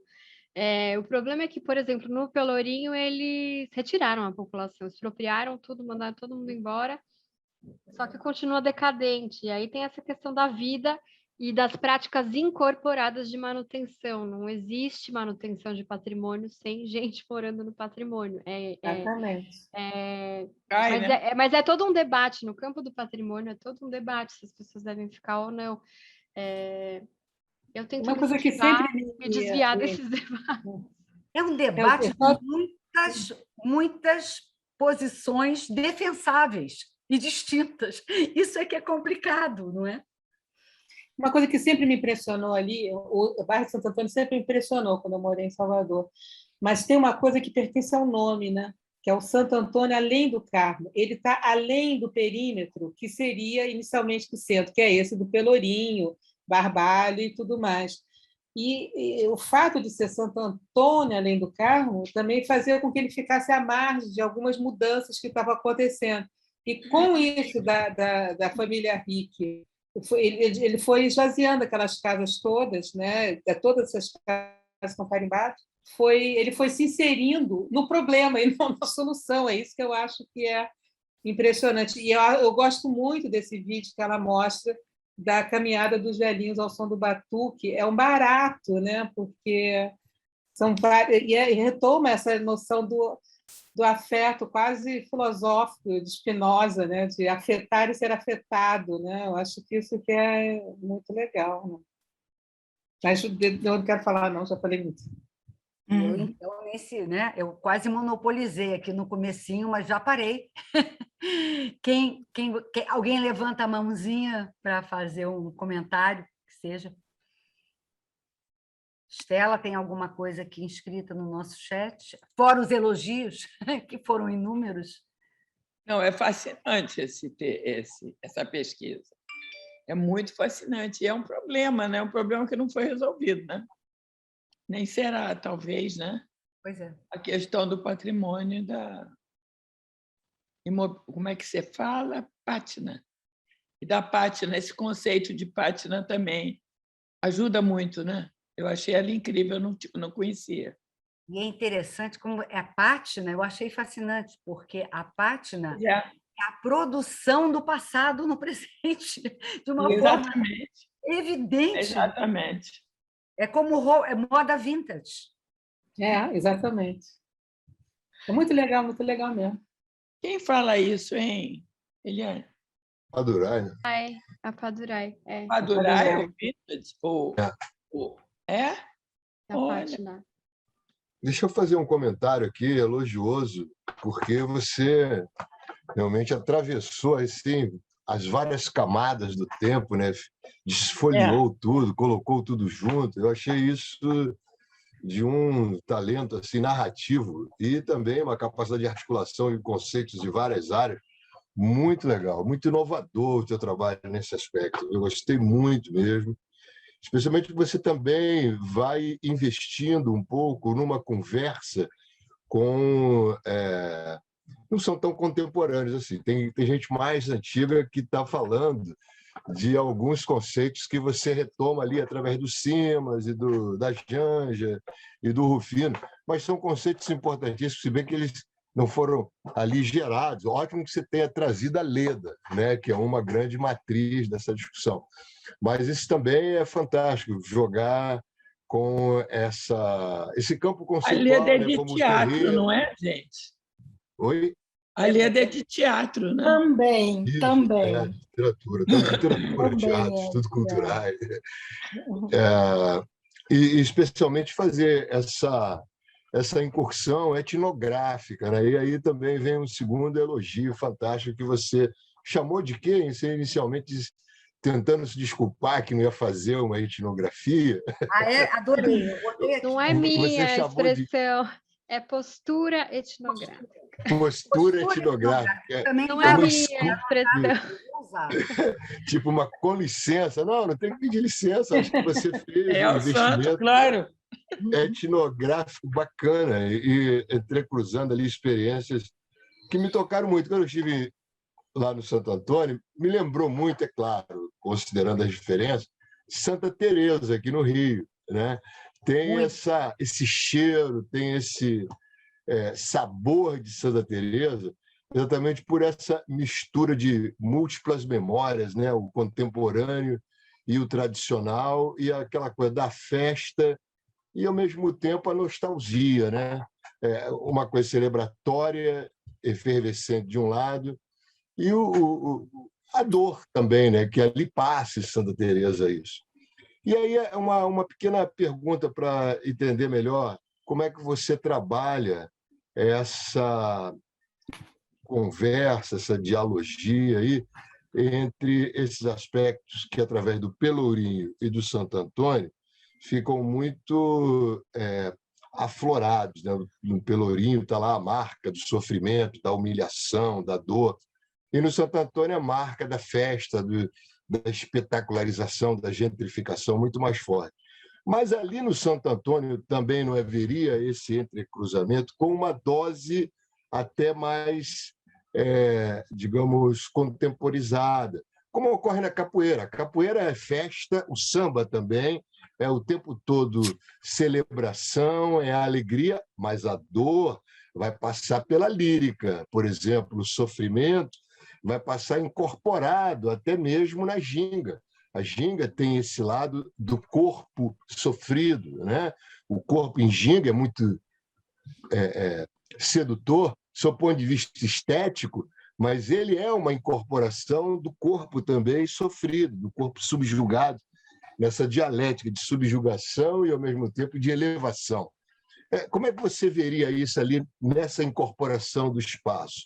Essa dialética entre dor, sofrimento e alegria e festividade. De Santo Antônio. Eu vejo pelos desvios mesmo. Então, e aí me apropriando também das palavras da Paola Jacques, que existe sempre um projeto de cooptação, seja ele qual for. Então, é a cooptação do samba, com essa coisa da mobilização das festas por outros atores, que não necessariamente os locais, de remoção dos capoeiristas do Forte da Capoeira, instalação de um centro cultural, ou seja, a remoção dos praticantes de uma prática para poder preservar essa prática como patrimônio imaterial. Mas esses corpos são corpos desviantes, então eles acham brechas para continuar praticando e exercitando o espaço. E é claro que isso não é sem conflito, e é claro que isso não é sem dor, e é claro que isso é baseado num acúmulo de dificuldades, mas vai acontecendo nesses desvios. Uma das minhas interlocutoras é uma dessas pessoas que foi removida numa dessas etapas de restauração do Pelourinho. Ela era comerciante, tinha um comércio, né, um ponto de comércio e um ponto de residência, era na mesma casa, tinha o comércio embaixo, um bar que servia refeições. Então, era uma empresária. E em cima a casa, e foi removida, nunca recebeu indenização, está numa situação provisória mantida pelo poder público até hoje por conta de um termo de ajuste de conduta daquela 7ª etapa do Pelourinho, não quis entrar nesses detalhes. E hoje ela é vendedora ambulante, então ela tinha uma agência própria relacionada ao ponto do comércio em que ela estava no Pelourinho, do lado do Terreiro de Jesus, mas também ao tipo de comércio que ela praticava, e agora ela acaba sendo vendedora ambulante no Santo Antônio, em frente à igreja do Santo Antônio. E ela é uma dessas pessoas que sempre me conduzia a entender esses desvios. Eu vou por aqui, eu não vou por ali, eu fiz isso, eles me colocaram essa situação, eu saí por aqui, eu fiz assim, eu fiz assado. Então, essas sobrevivências todas... E aí, né, também não gostando desse termo sobrevivências, assim como Washington, esse historiador que eu mencionei, não gosta, essas vivências vão operando pelos desvios. Inclusive, essa interlocutora hoje em dia voltou e invadiu a casa da qual ela foi expropriada, porque estava vazia desde que ela foi expropriada há 15 anos atrás. O poder público expropriou, nunca fez nada. E hoje, logo depois do meu campo, ela falou, quer saber? Eu vou voltar para lá. Legal. E é isso, é pelos desvios. A 7ª etapa é uma história de resistência muito forte, né? E Santo Antônio também. Isso eu acho que é uma diferença muito grande que a gente tem em relação a outros centros, que é essa resistência e resiliência que você vê muito em Salvador, até naqueles espaços centrais que eles se apropriaram para aquele terreiro, como é chamado? Da Teresa Batista, de não sei o quê, vários com o nome dos personagens do Jorge Amado, e que estão abandonados agora, porque isso era fugaz, assim, entendeu? Você incluir uma nova... E eles fazem uma resistência muito forte lá. Eles têm uma resistência muito forte. Isso eu admiro muito lá, eu acho muito legal. Os capoeiristas resolveram se apropriar do Largo de Santo Antônio, já que eles foram removidos do Forte, né, do Forte da Capoeira, não tem problema, a gente faz aqui na frente. Exatamente. Então, quer dizer... Aquele forte é histórico, né? Ali, mestre Pastinha, né? Todos os remanescentes do Pastinha se agregavam ali no Forte Santo Antônio e foram ejetados dali de uma forma absurda, né? João Grande, João Pequeno, né? Cresceram ali naquele forte. Agora, só uma segunda questão, rapidamente, sem querer alugar aí os colegas aqui, mas me chama a atenção também a estética da ginga. Você pensou em mexer com isso porque essa coisa curvilínea do espaço, especialmente na construção colonial, né? Você vai ver isso em Porto Rico, em Cuba, em todos os lugares. Porto Rico, então, isso é muito forte também. Trinidad, Tobago, mesmo na tradição anglofônica ou hispânica, vai estar sempre lá. A curva, né? O sobe e o desce e essa lateralidade, né? A verticalidade e a lateralidade desses movimentos ondulados, né? Você pensou em mexer com isso? Porque ali em Santo Antônio é fantástico. E tem eu esqueci o nome dela, é colega de você, acho que ela vem da arquitetura também, escreveu um trabalho estético da ginga. Paola. Paola, exato. Paola. E aí, quando você começou, eu me lembrei dessa referência, até porque o seu trabalho mexe com isso o tempo todo, né? Visualmente. Eu não tinha feito essa ligação, mas é bom que você me ajudou a fazer essa ligação. O trabalho da Paola, o Estética da Ginga, me ajuda muito a entender né, essa analogia que ela faz da forma urbana das cidades brasileiras, mas aí ela fala principalmente das favelas, com categorias, ela chama categorias, figuras de pensamento, ou categorias conceituais, também que ela traz do Deleuze e Guattari, que é o rizoma, o fragmento e o improviso, se eu não me engano. Uma releitura do Hélio Titica, então tem uma discussão de brasilidade também envolvida nessa, né, no Estética da Ginga, mas eu não cheguei a pensar, não.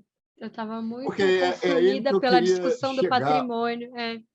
Ao Hélio Titica, né, que é a grande referência para toda essa discussão da ginga na espacialidade e na incorporação. Você passou por ele, né? Sim, passei por ele pela Paola. pelo trabalho da Paola. Sim, tá bom, obrigado aí, parabéns. Essa discussão de brasilidade está entrecruzada com esse trabalho da Tropicália em geral. Tem um lado que eu adoro no seu trabalho, que é você não procura uma conclusão, nem uma posição, você não adota uma posição, você compreende as diferentes falas e as suas lógicas. Isso eu acho que tem um mérito do ponto de vista da construção teórica extraordinário e não é muito comum. As pessoas, em geral, buscam, né, quem tem razão. Eu sei que isso é completamente anti-acadêmico e na teoria, mas na prática nem sempre. E eu acho muito isso, sabe? Não ficar na defesa, porque eu tive um certo receio quando você começou a falar de economia criativa, lógica do mercado, e, de repente, a gente foi vendo como, de repente, existem demandas para essas várias lógicas na própria população. E essa ginga e essas estratégias que você falou e que o Júlio muito lindamente chamou de ginga, que ele viu, inclusive, no espaço, eu acho interessante porque você mostra como as soluções vão sendo encontradas dentro desse jogo, né, de interesses que existem ali em conflito. Claro, o conflito não se elimina, mas o conflito ele gera coisas diferentes, não é só. O conflito gera criação também. Exatamente. Isso eu acho muito bonito. O conflito é fundamental. Eu gosto muito do terreirizar, que é um territorializar brasileiro, né? O terreirizar é muito bom, né? Isso veio do campo, viu, Ilana? Pois você usa uma expressão que é seguir o movimento. Seguir o movimento é tudo. Eu sei que você ouviu isso daquela senhora ali, mas é absolutamente perfeito para um pesquisador. É o que define o bom pesquisador, é seguir o movimento e ouvir. Segue o fluxo. Segue o fluxo. Quando eu comecei a formular, né, esse projeto, eu ainda estava na Bélgica, e eu consegui uma subvenção para eu vir para o Brasil fazer esse campo de 3 meses. Isso não estava claro para mim. Eu estava achando que eu ia falar de gentrificação do centro histórico, tinha aí, né, eu consegui acompanhar uma disputa, de lá pela internet, entendendo, seguindo alguns atores, mas só quando eu cheguei no Santo Antônio que eu entendi que não é uma gentrificação pura e simples, tem uma população empobrecida que é trocada por uma população de classe média, primeiro os artistas, depois os yuppies e assim por diante. É muito mais complexo. O Santo Antônio é muito mais complexo que isso. E aí as ruínas, né, que são esses objetos, elas têm tanta agência quanto as pessoas para manter essa situação nesse equilíbrio frágil. Mas é isso, foi o campo, não fui eu. É ambivalente, não podia deixar de ser, é uma encruzilhada, é ambivalente, são várias coisas ao mesmo tempo. Você viu isso no campo. Sim. É isso que aconteceu. Não é o campo que está produzindo esse trabalho e essa reflexão. É o seu olhar, né? É o seu olhar. E você tem ideia do momento que isso te iluminou, assim, ó? Pô, um grande toque assim, do campo para juntar tudo? Sempre tem.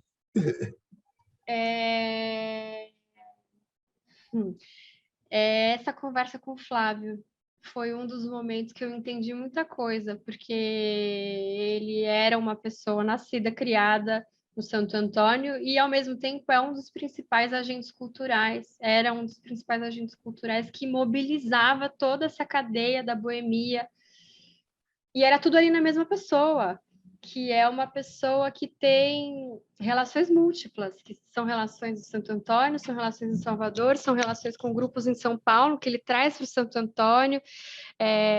Então, através de figuras como ele, não só ele, mas a entrevista com ele foi um momento que eu entendi muita coisa, e por acaso foi bem no fim, porque eu optei por fazer essas entrevistas em profundidade, mas depois que eu já tinha sentido muito o que era ali, aquele bairro, aquela dinâmica.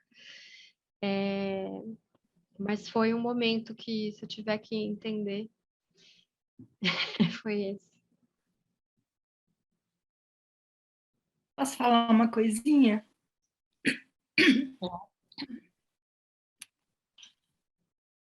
Posso falar uma coisinha? Claro, claro, claro. Não está sem som. Sem Não, é só para dizer que eu adorei esse trabalho, cheguei um pouco atrasada, fiquei danada da vida, porque estava acabando uma coisa, é uma delícia, e a primeira coisa que eu queria dizer é isso, né? Como é importante no trabalho, qualquer tipo de trabalho final, que ele seja agradável, que ele seja belo, que ele tenha uma forma, né? Que não é um relato, um relatório, mas é isso que me encantou muito. Por exemplo, quando é em literatura, eu cobro muito que seja um texto com algum cuidado, alguma beleza, né? E você aqui mostrou o percurso, né, de toda a sua pesquisa, tudo com muita paixão. A Ilana falou bem que não tinha um final, não tinha uma conclusão. Eu adorei, são grandes momentos do pós-doc. Mas eu queria lembrar aqui, a Ilana também falou muito bem, que é exatamente um trabalho de estudos culturais, do grande texto do Stuart Hall sobre patrimônio, né? Que é o Whose Heritage. Essa é a questão, né? Patrimônio de quem, cara pálida? Né? Né?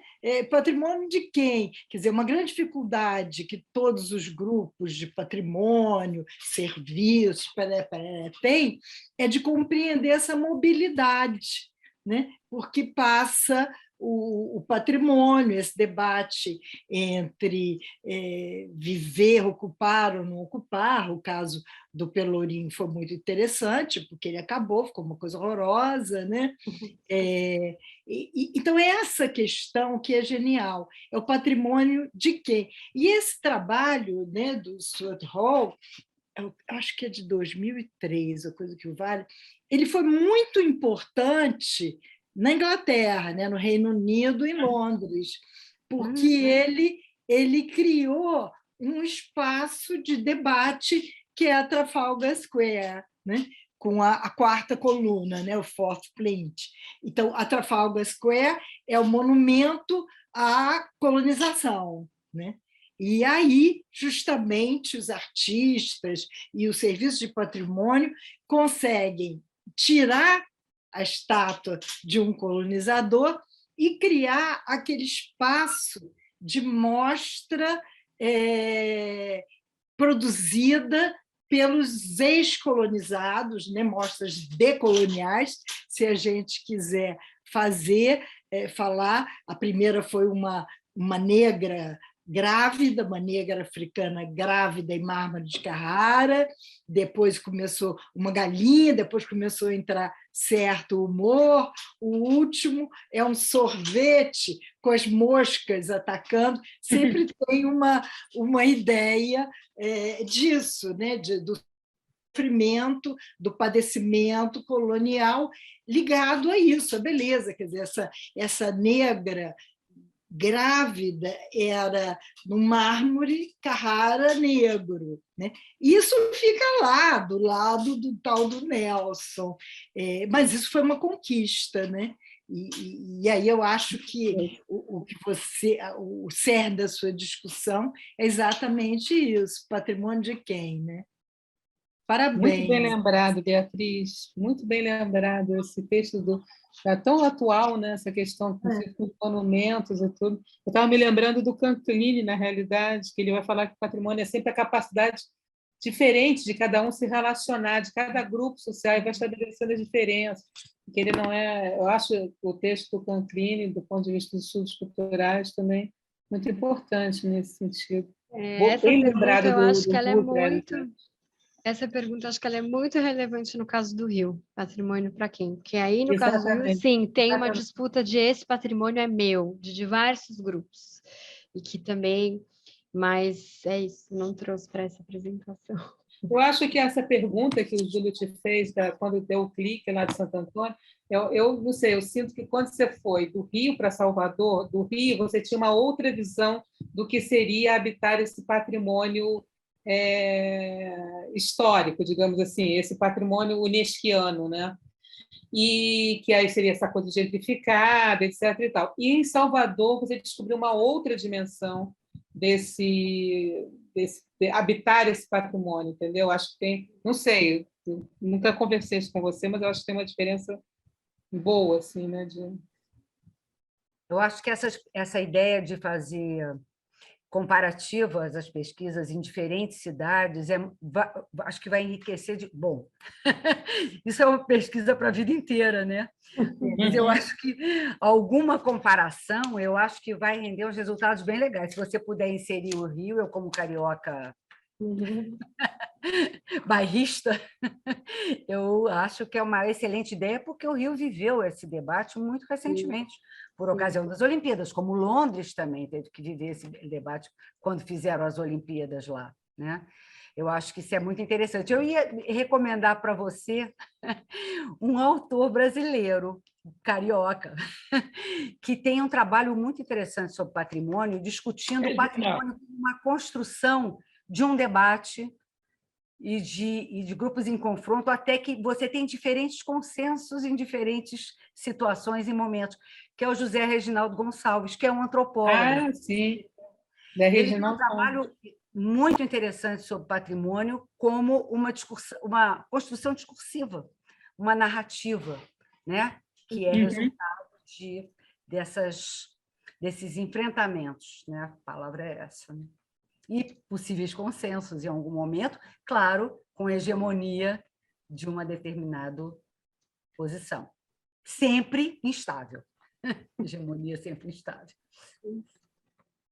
Mas muito boa lembrança, Reginaldo, também. Mais algum comentário? Pode ser um elogio também, não precisa ser uma pergunta. E é legal quando essas pesquisas, né, provocam. O Júlio, por exemplo, ficou muito provocado, né, e completou. Isso é uma delícia mesmo. Uma delícia. Bem à tarde. Bom. Eu quero conhecer o texto completo, fiquei logo encantado. Quero comprar o livro. Já está em livro, já, que ótimo. Então, não, a gente está seduzindo ela para colocar em livro. A ideia é que vire um livro, imagina. Seria ótimo. Será? Que bom. Vamos falar. Nada de condicional aqui. Parabéns, muito provocador, realmente. Esse é o conceito. Muito provocador e muito... Eu achei muito estimulante também, né? Eu acho que é um trabalho que nos estimula a pensar inúmeras situações. Acho que todo mundo aqui falou de alguma outra que se lembrou, que recordou, enfim. Não, são várias camadas, né? Você mexe com a ideia de memória muscular, memória motora, memória corporal. Não, isso é um tema lá dos anos 70, que depois ficou meio abandonado, e você o resgata na discussão da cidade, isso é fantástico.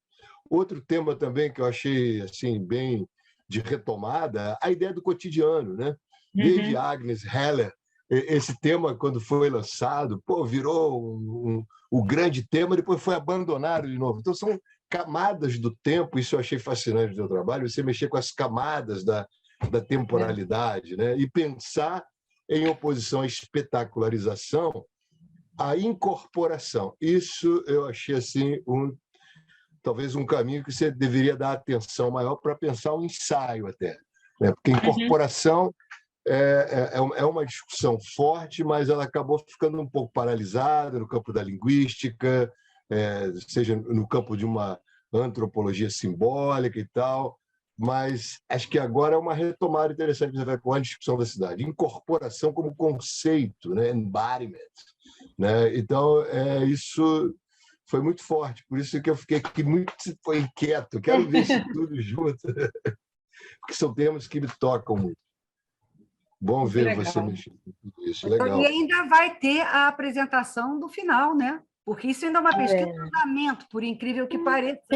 Vai ser por em andamento, acho que ao longo de muitos anos da vida da Eliana, mas ela vai ter um relatório final em que vai ter uma segunda apresentação. Então, eu gostei muito da incorporação da farra, né?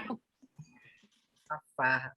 E a questão dos artistas, eu acho que isso é uma coisa também que me intriga, né? Como é que os artistas são sempre um grupo que está ali na questão do patrimônio, nos lugares que despertam essa ideia de memória, enfim, de um passado que tem que ser valorizado ou que tem que ser ultrapassado, mas os artistas estão em Santa Teresa, os artistas estão naquela região ali de Santo Antônio, né? São figuras importantes na tua narrativa, das falas ali. Eu acho que esse lugar é também uma coisa que eu acho que merece prestar uma certa atenção, né? O lugar dos artistas nesse debate e como é que eles são atores proativos nessa discussão, né? Muito presentes. Com certeza. Mais que proativos, eu ia dizer que eles são, como é que se diz? Quando você fala do personagem que é central no filme, ele é isso, protagonista. Protagonista. Eles sempre estão no lugar de protagonismo. Ontem eu fui à Glória, né? A Glória também, que também é um lugar que tem um casario, tem um patrimônio, tem coisas tombadas. Nossa, o que tem você ali de ateliê de artistas, né? E de espaços que estão sendo incorporados por esse grupo, num outro sentido, talvez, do que o Júlio falou, né? Mas é interessante também, quando você presta atenção no Rio de Janeiro, pelo menos, né? Onde é o Morro da Conceição, né? Sim. Ali atrás, pertinho do Museu de Arte do Rio, né? Você soube que ali, né? Interessante isso. Saúde, né? Na saúde ali em cima. E agora se espalhando pela saúde, Gamboa. Né? Olha a fábrica Bering, foi para um patrimônio, não é? Mas é isso mesmo. Tem um trabalho muito interessante, eu estava tentando lembrar aqui, não? Que é isso, mostra lá no Sorro, né, em Nova York, como os artistas, né, vão recuperar todos aqueles indústrias, né, aqueles edifícios industriais. A gente costuma dizer que é a primeira vez que a arquitetura de interiores muda a cidade, porque são os lofts, a possibilidade dos lofts, e que depois eles mudam, né? Depois eles são retirados, depois que eles valorizam o lugar, eles são retirados dali e agora é elitizado, né? Os artistas são massa de manobras, não são agentes. De agentes, eles passam de massa de manobra, né? Eu acho que Você não acha que eles vão para esses espaços porque são espaços desvalorizados e amplos?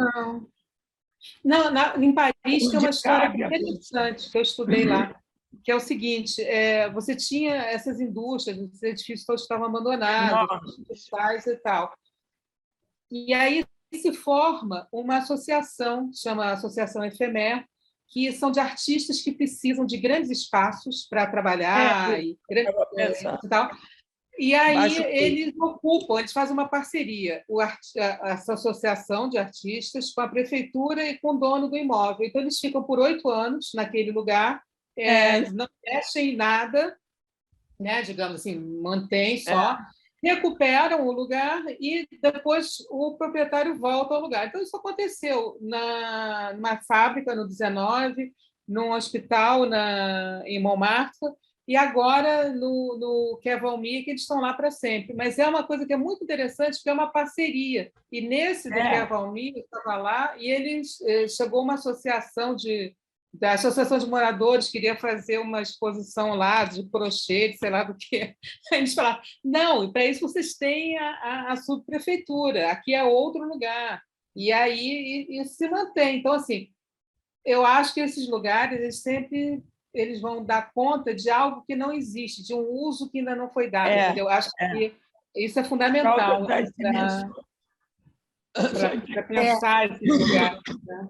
Mas aí vem a experiência, que até o George Woods tem falado, espanhola, né? De Madrid, da prefeita mulher fantástica, e a revitalização que ela promoveu do Lavapié, quer dizer, de uma área de imigrantes. Era um bairro de imigrantes, de árabes, turcos, e aí foi uma grande reformulação de uma fábrica também de tabaco, né? Ele já tem aquele Matadouro, esse era uma fábrica de Matadouro tabaco, é fantástico, que era para ser menor do que o Matadouro, mas para ser transformada e utilizada como foi o Matadouro. Mas aí é que foi a coisa interessante, política e culturalmente, é que, claro, se fez uma parceria público-privada, há diversas empresas que mantêm o espaço, mas com a obrigação de manter ali um espaço de mostra,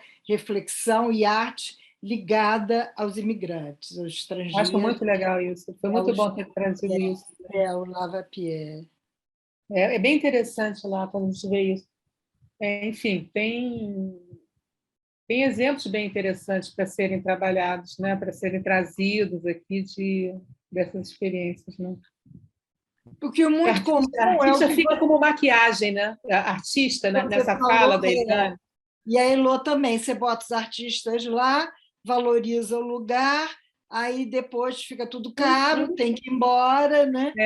Não há uma política de ocupação prévia a esse uso, que é interessante nesse caso da Prefeitura de Madrid, é isso, né? Havia uma política e com isso restaura em volta, e os restaurantes são também restaurantes de imigrantes, né? Restaurantes árabes, gregos, turcos, sei lá o quê. Ao contrário do que fizeram em Barcelona, né? Na época do Fórum das Culturas, que foi numa região que era ocupada por ciganos, né? E eles aproveitaram para retirar os ciganos de lá, né? Que é o contrário, né? Do que em 2004, né? Eu acho que a gente tem assim, essa artista como maquiagem, que eu acho que é complicado, que a Eliana traz muito na fala, não dela, não que ela ache, é esse o discurso que vem, né? Trazer os artistas, né? Isso não é assim, né? Não é assim. É muito interessante o conflito entre os artistas e os farristas. Né? Muito legal. Não, e no caso do Santo Antônio, né, isso, é muito ambivalente. O estrangeiro, que daí, né, numa leitura muito clássica, tradicional da gentrificação, é o motor da gentrificação, é o artista e é a pessoa que faz lá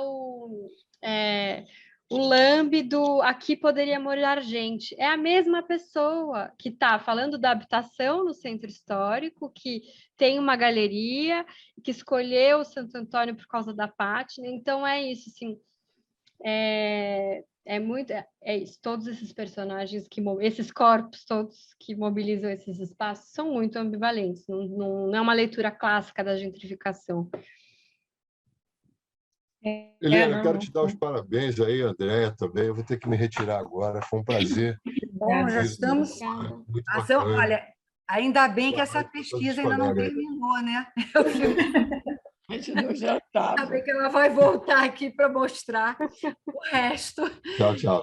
que ela ainda vai produzir. Gente, eu Ai, acho que estamos na hora, né? Aham. Sempre pena, porque isso aqui virou um, né, o pós-doc, às vezes a gente tem a sensação que está sentado num daqueles cafés em que Eu adoro pós-doc. conversam Eu também adoro. e Adoro. atravessam as horas, mas estamos numa tela. E as É revigorante o pós-doc. Ai, é muito revigorante.